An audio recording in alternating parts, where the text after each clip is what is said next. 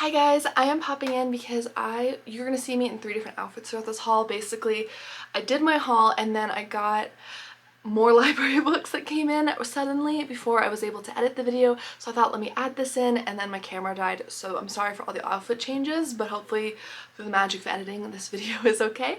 All right, and we are going to go ahead and add in a cozy mystery that had just come in the mail. So this is an autographed mystery by Deanna Julie Dodson, and this is The Secrets of the Castleton Manor Library. I believe this is book 5 in the series. And this is a series that I greatly enjoy. This is with our main character, Faith Newberry. She works at the Castleton Manor as a librarian in this beautiful, very prestigious library with all these, kind of first edition rare books. And each book centers around a bookish mystery. There's like a group of people who stays at the manor as guests, whether that's a Charles Dickens group or thriller writers, romantic, romance writers. It's just a very fun bookish series, and you do get to read bits and pieces from the Cat Watson's perspective, which I love. And in this one, it's the lively members of the Candle House Book Club set out to unravel whodunits that may have stumped even Sherlock Holmes. I love it. This has such fun bookish themes, and this takes place during a raging winter storm, and I believe there are valuable Agatha Christie first editions with an ancestor's autographed collection, and they're starting to argue over selling them and all of that, and I'm just like, please don't sell them. But I'm so excited to read this. So that cozy mystery just came in. I picked up the third and so far at least final or latest release in the Record Shop mystery series by Olivia Black. This is called Rhythm and Clues. My library only has book 1. I have book 2 on the cart behind me. So I love this series. It takes place in Texas with 3 sisters who run this record shop. It also kind of has a coffee little cafe area. There is a beautiful orange cat that they find in the alley when they open it. The mystery for the first one was so good. I loved the setting. The setting really captured my heart. I'm really looking forward to returning to the series. And the covers for this, I mean, look at the detail on the records in the back. Absolutely stunning. I love this. I can't wait for this. This one involves predatory investors where the Jessup sisters aren't ready to admit defeat because they're financially kind of struggling. They open their shop in the first book, and I think one of the investors ends up dead. So, very excited for that. Then one that I finally picked up. Now, this is actually book 4 in the series. I haven't read any of the other ones, although I have read some books by this author. So again, I'm hoping I'll really like the series, but I've heard great things about that. And this is the year-round Christmas mystery series by Vicki Delaney, and I picked up Dying in a Winter Wonderland, which was the only one I saw available there. This is book 4 in the series, and it takes place in Rudolph, New York, and it is a year-round Christmas town. Now, I love the Christmas Tree Farm mystery series by Jacqueline Frost. That's my all-time favorite Christmassy cozy mystery series. But I have also heard amazing things about the year-round Christmas mystery series, and I'm determined to read it this year. I really thought I was going to get to this last year and I didn't, so this year I'm definitely going to get to it, and this is my visual reminder. And again, my library just doesn't have this series, and I really want to read it because I love year-round. I think there are some that actually take place during the summer, even though it is a year-round town, and I think that could be really interesting to have a year-round Christmas setting, but it to be during summer, like their slow season. I kind of want to just pick up the first book right now, even though it takes place during Christmas, and then I think book 2 or 3 is the one that takes place during summer. I might just do that, honestly, because I really want to read it. I might listen to it on Audible, I'm not really sure. But I love this, and both of these dogs, I'm so excited to learn about their names. Look how cute the 2 dogs are. I love it.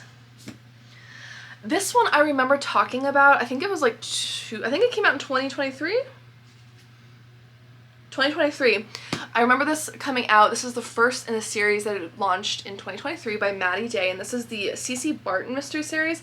It's called Murder Uncorked. And honestly, just this cover, I love it so much. So our main character in this is Cece, and she's a recent widow. She has an estranged daughter who's about college age, so I don't think she lives in the area. I think she's somewhere else in the country, and she moves back to LA because her sister, who's a twin, which I think is fun, a twin sister, runs a bed and breakfast there, and Cece is going to be running this wine bar. I'm not sure if it's part of the bed and breakfast or near it, but that's kind of the vibe I'm getting. And this just sounds really interesting. She is a suspect in a murder, you know, book one, kind of classic cozy setup, but I just feel like her personal life sounds really interesting. The California setting made this sound like it'd be a really fun like spring or summer cozy, I'm thinking. Just, I mean, the cover looks very summery to me. I'm not someone who personally drinks, but I don't know, I just found this interesting. I like the bed and breakfast, the twin sister, the very complicated kind of family drama it sounds like she's going through, and the grief. I'm very curious about the character is what's really drawing me into this. And I don't think I've read anything by Maddie Day. I feel like I've talked a lot about her series in my releases because I know she has a couple series out there, but I'm not sure I've actually read anything by her, so here we go. The last one I picked up at Barnes & Noble for cozies was Death at High Tide, an Island Sister mystery by Hannah Dennison. This is the first in a new series as well. I'm not sure, does this... Oh, there's a map! Look, there's a map. Look at the map. Oh, that is so pretty. Okay, I didn't know there was a map. Very excited. It came out in 2020, it looks like. So, I feel like I've heard of this series vaguely, but I don't think I've heard very much about it. Let me know if you've read it or if any of these are ones you want me to prioritize reading in future vlogs that you're especially excited about. But this one involves Evie Mead, whose husband suddenly drops dead of a heart attack and leaves her a mysterious note in his possessions. And it indicates that Evie may own the rights to this like Art Deco hotel on this island. And it's off the coast of Cornwall, and Evie's sister flies in to go with Evie because Evie's kind of half convinced this isn't even going to pan out, but her sister's like, let's make this a weekend, you know, a fun trip. Well, they get there, and the owner of the inn, or like the manager there, is like, I have no idea what this is. Like, he's disputing the claim. There's like con artists, there's a murder, of course, and I'm really curious, and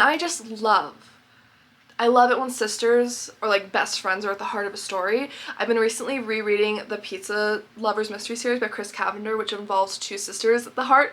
So you can tell between the two of these, like, I'm on a kick. If you have recommendations for cozies or mysteries or thrillers, any type of book really that has like sisters at the heart of it, let me know. Okay, and then the library checkout for cozies, I picked up one. It's called Wine and Punishment by Sarah Fox, a literary pub mystery. Now, I love Sarah Fox's, what is it called?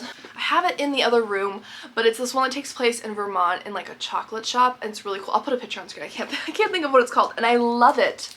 And I want to get my hands on the third book in the series that just came out, but otherwise I'm caught up on that series, and I want to explore her other series this year. I know she has like a pancake shop one, I think.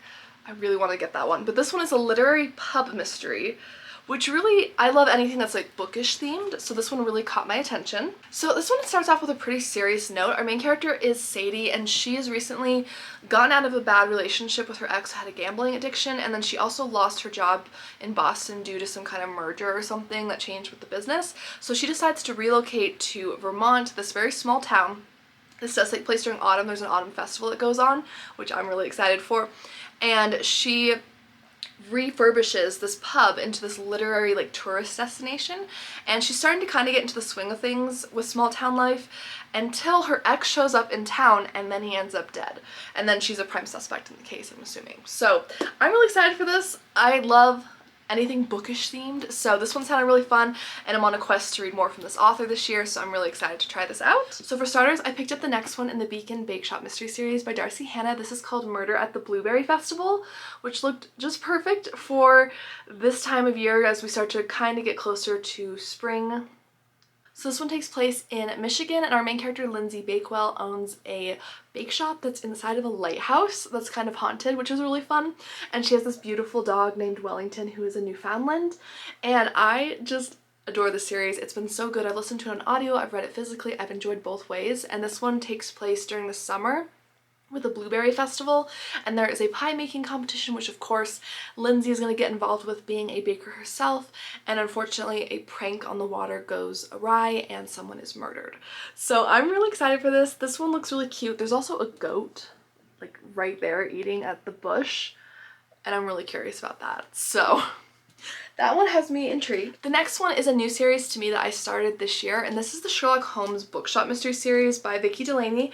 I picked up book 2, which is Body on Baker Street, and the cover actually has a picture of book 1 in it if you look really closely. So this is the cover, and then you can see book 1 right there, which I think is really fun.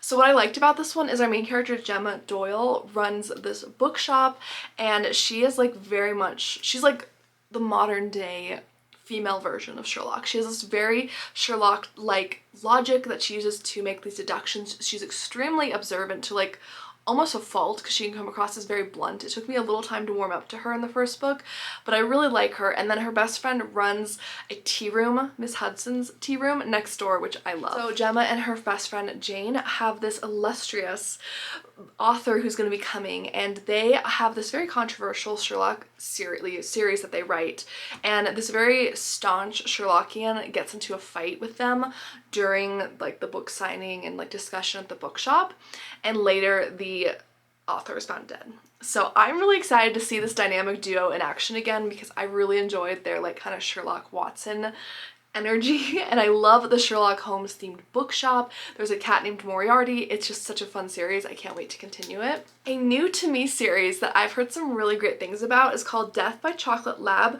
by Bethany Blake, and this is part of the Lucky Paws pet sitting mystery, and there's a basset hound I think right there on the cover.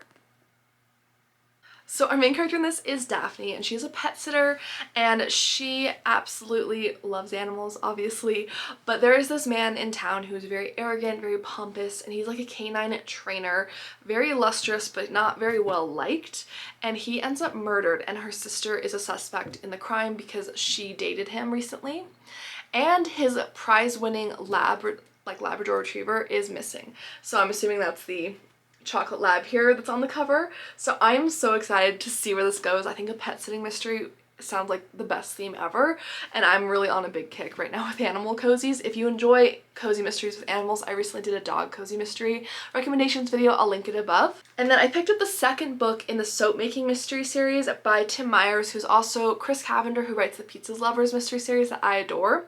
This is called A Poor Way to Die, and this is the large print edition. That's the only one my library had, so the cover is a little different. I'll put the alternative cover on screen for you. So our main character in this is Benjamin, and he has a crazy family. He has like 6 younger siblings. He's the eldest. He's the fixer of the family. They all work at this soap making shop where they teach soap classes, they manufacture soap, they help customers shop, all of these things, and his mom is really funny. I love the family dynamics. The first book was so good. It was 5 stars for me. And in this one, there's like a jewelry store, like jeweler next door, who claims that he rightfully owns the land that the soap making shop is on. Like he won it in some kind of gamble years ago. But when Benjamin goes over to talk to the owner to kind of, I don't know, set things straight, he finds the owner dead, clutching a bar of his family's soap. So Benjamin is an automatic prime suspect in this. I am really curious to see where this goes, especially because there's some really interesting subplots started. I just loved the heart with the family, and I loved some of the comedic timing that this author has, and just the way they bring to life people. I really enjoy that. So I'm so excited to continue this series.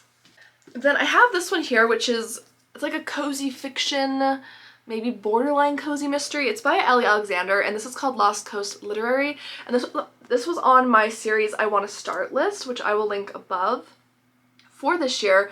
And basically our main character is a book editor, Emily, and she finds herself in this strange position where she inherits this home, this beautiful giant Victorian estate on California's Lost Coast. Her grandmother's passed away, and she learns that to inherit the estate like completely, she has to finish editing her grandmother's manuscript, which is really odd because her grandmother was basically a stranger to her, so they didn't have a personal relationship.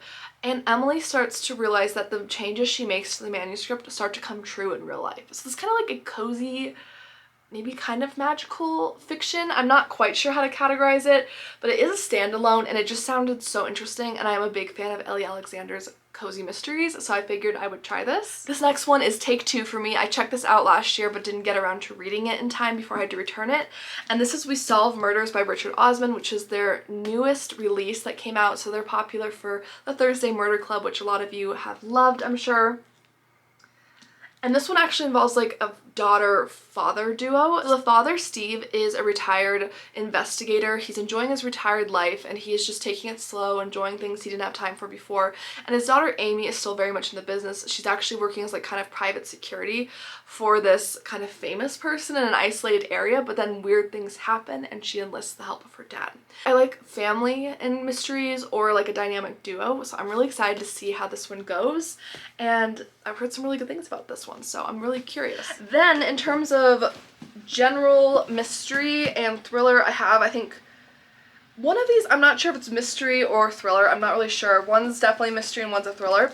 The one I'm not really sure about that I got at Barnes & Noble is called I Did It For You by Amy Engel. I think it's a mystery, I want to say. And what drew me in, honestly, was the cover. I know you shouldn't judge a book by its cover, but you know what? I judge books by their covers, okay? But I'm planning a Valentine's Day reading vlog, and I already have some very Valentine's Day themed cozy mysteries that's really easy to find because cozies tend to be very themed. But in terms of like more serious like mystery thriller type options, not so easy to find. So I actually have two books here you'll see that are going to be featured in that vlog. This is one of them because the bleeding heart on the cover, I mean, look at the spine.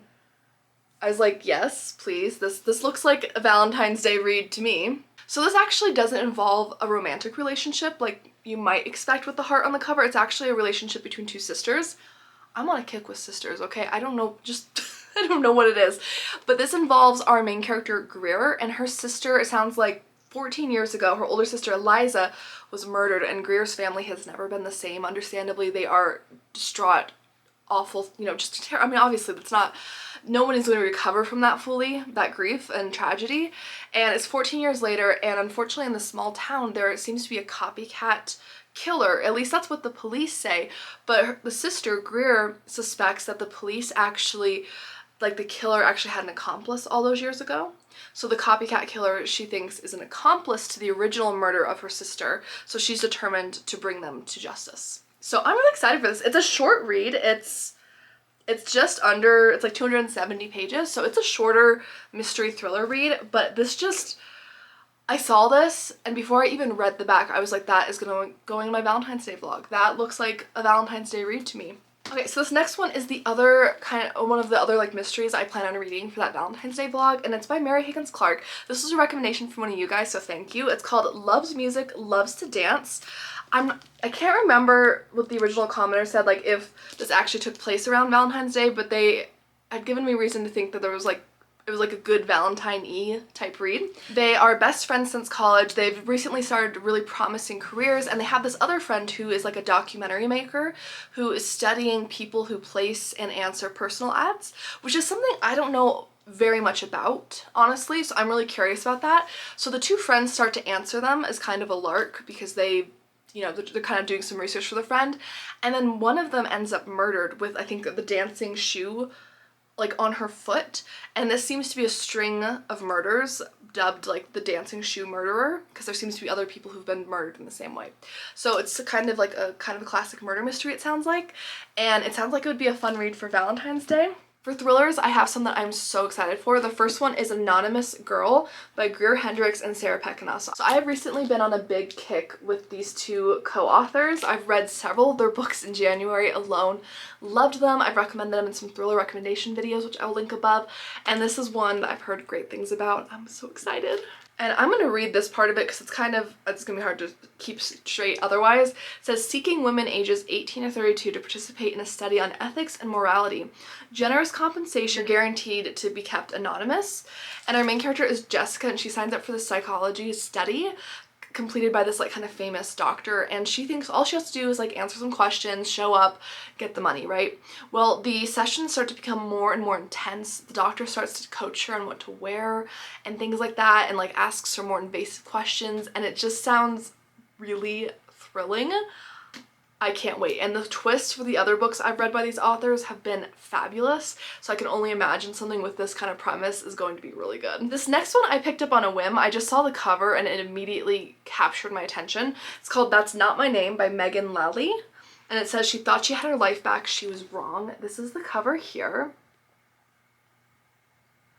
one kind of involves, it sounds like, two stories. The first one is that this teenage girl wakes up on the side of the road. She's shivering, she's bruised, she's confused, she doesn't know who she is.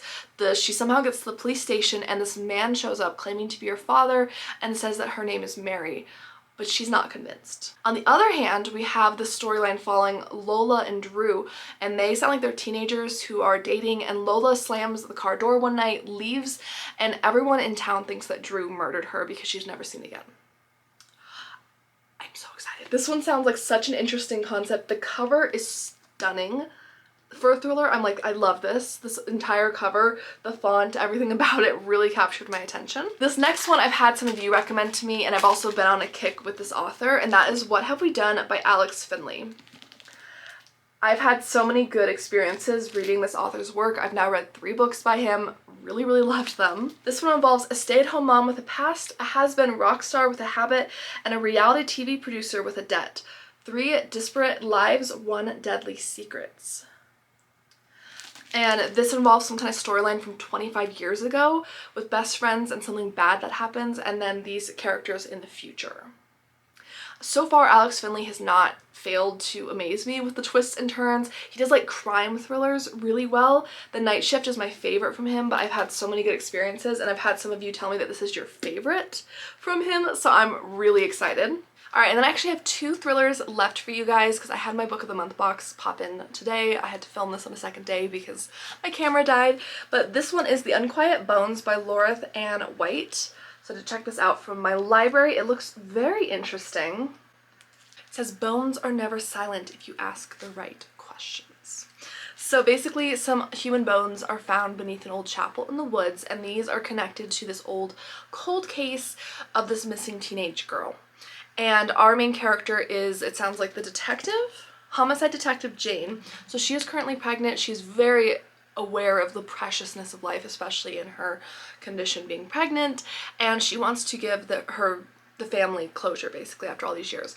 But some of the friends and teens from that time are now affluent, powerful adults in this small coastal community, and some of them seem to have something to hide, like they don't want something coming out. And then more bones are discovered, and these are actually the bones of the boy that the teen girl was originally accused of, like, maybe running off with, or maybe that boy had done something to her, but his bones are also found, which begs the question, who did it then? I love a good cold case in my mystery or thrillers, so I'm very excited for this. I just stumbled on it in my library. It just sounded very interesting. And then I did just get my book of the month for February, which I'm very excited about. And this will actually be my first book by this author, who I know is quite popular, but I haven't read anything by them, so I'm very excited. It's called Famous Last Words by Gillian McAllister. This is the book here, very, very pretty. And I love the little blurb here. One morning, he's your husband. By nightfall, he's a criminal. And these are his famous last words. Oh, I mean, come on, that just sounds amazing, right? This takes place on June 21st. Our main character is Camilla, and she is a new mother, but she is about to make a big life change and drop off her infant for the first time at daycare and return to her job as a literary agent. So there's a lot of, emotions. She wakes up that morning, her husband has already left for his work, presumably, and there's a weird kind of cryptic note, but she goes about her day, and then later she gets a call from the police saying that her husband is at this hostage situation at the bank. But he's the one who's the criminal. He's the one holding them hostage. And so she has to unravel all these secrets about their lives because she's shocked. I cannot wait. This sounds amazing. This sounds, the premise, the hook for this, top notch. I'm so excited. Alright guys, and then I have 2 other books. We have a classic and a nonfiction. The first one is this classic, Sense and Sensibility by Jane Austen. I couldn't resist this at Barnes & Noble. There are beautiful, this is an illustrated edition, and just look at this. I mean, yes please. I love these gorgeous illustrations, especially in classics that are maybe a little more intimidated to read. I read Sherlock Holmes, The Adventures of Sherlock Holmes last year in an illustrated edition, as well as Frankenstein, and those have been things I've been putting off for a while, and I loved them both, and the illustrations just really added a lot to me. So when I saw they had Sense and Sensibility, I was really, really excited. So I'm very excited. I feel like this will be a good springtime read. It's giving me springy vibes with this beautiful, gorgeous like lilac cover. So I have that. And then for my library, I checked out The Dip by Seth Godin, a little book that teaches you when to quit and when to stick. So I have read a few books by this author before, and it's all about when you hit rough patches or dips. So maybe you're making progress in something and then it just kind of halts. But oftentimes, this is what the author calls the dip, and if you continue to persevere, you'll actually have that spike. You'll finally hit that stride, you know, you'll hit success, whatever that means, whether it's job interviewing or learning to skateboard or snowboard or something, or working on a YouTube channel, whatever the case is. And so I thought this sounded really interesting. I've enjoyed some of his work before. He's written like marketing books, but this one's a little bit more just everyday psychology, I would say. So I'm very excited. It's a very quick read. It's 80 pages. So this is really just like a short nonfiction novella. But that is our final book. I hope you guys enjoyed this haul. I know it was a little all over the place with all the outfit changes, but I just kept having some books come in from my library and stuff, and I just wanted to include them all. So hopefully editing smoothed all that out. Thank you guys so much for being here, and I'll see you guys in my next video. Don't forget to like and subscribe if you do enjoy any type of mystery book, whether that's cozy mystery thrillers. I talk about those every week on my channel. I hope you'll hit subscribe, and I'll see you guys soon. Bye!